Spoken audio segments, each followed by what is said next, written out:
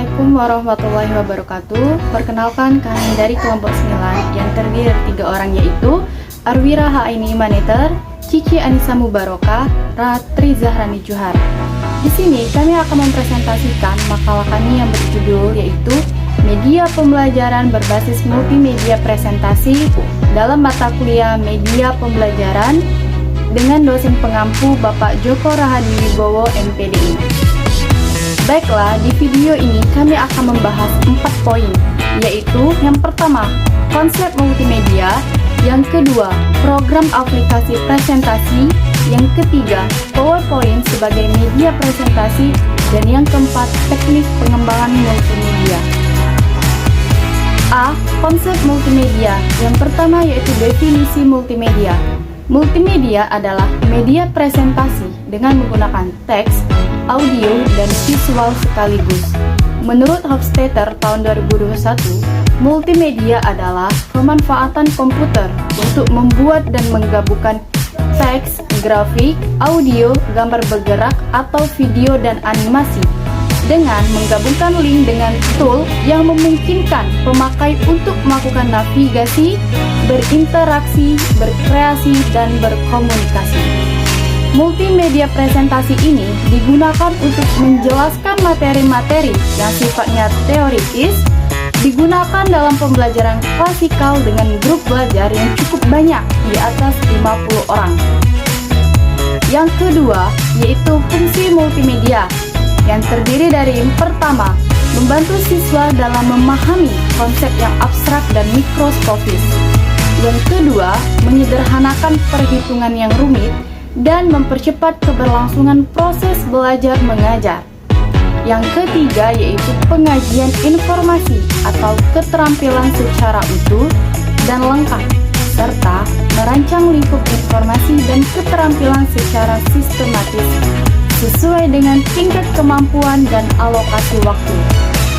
Yang keempat yaitu membantu siswa dalam mengaktifkan fungsi psikologis dalam dirinya, antara lain dalam pemusatan perhatian dan mempertahankan perhatian, memelihara keseimbangan mental, serta mendorong belajar mandiri. Yang ketiga yaitu ciri-ciri multimedia. Terdapat 5 elemen dalam sistem multimedia yang lengkap, yaitu yang pertama, teks merupakan elemen asas bagi menyampaikan informasi. Yang kedua, grafik. Bagian B, program aplikasi presentasi. Program aplikasi presentasi merupakan paket dari program komputer yang digunakan untuk membantu penggunaan dalam mengelola bahan presentasi.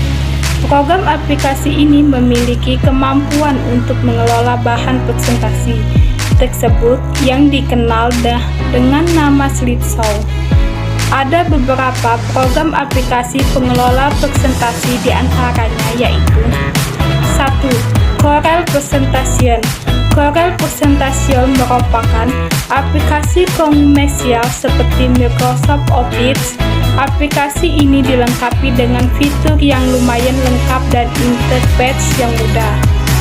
2. KF Presenter.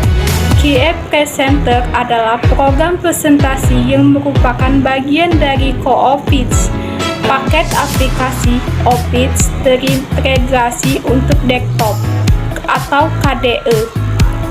Format natif ke Presenter adalah XML, dikompresi dengan zip. 3. Impress OpenOffice. Impress atau dikenal dengan sebutan Impress saja adalah perangkat lunak untuk membuat presentasi multimedia dan media interaktif. 4. Microsoft Office PowerPoint. Microsoft PowerPoint adalah sebuah program komputer untuk presentasi yang dikembangkan oleh Microsoft.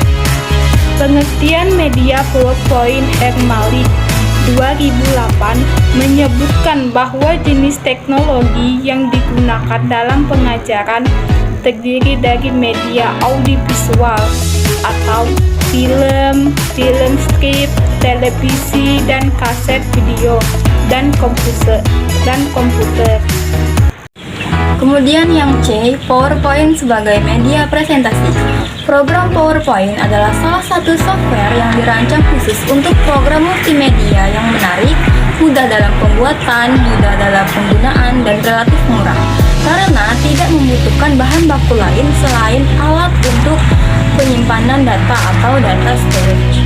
PowerPoint juga dapat digunakan melalui beberapa tipe penggunaan, yaitu yang pertama, personal presentation, kemudian yang kedua stand-alone, kemudian yang ketiga melalui webcast. D. Teknik pengembangan multimedia. Yang pertama, identifikasi program.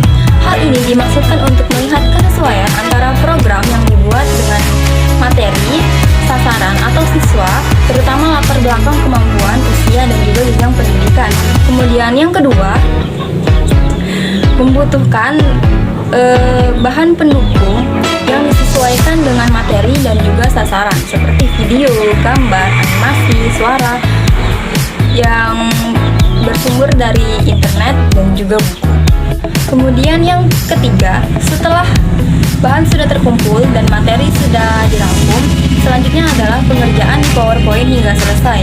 Kemudian yang terakhir, yang keempat, setelah PowerPoint selesai dibuat, tidak langsung digunakan. Sebaiknya dilakukan revisi baik dari sisi bahasa, teks, tata letak, dan juga kebenaran konsep.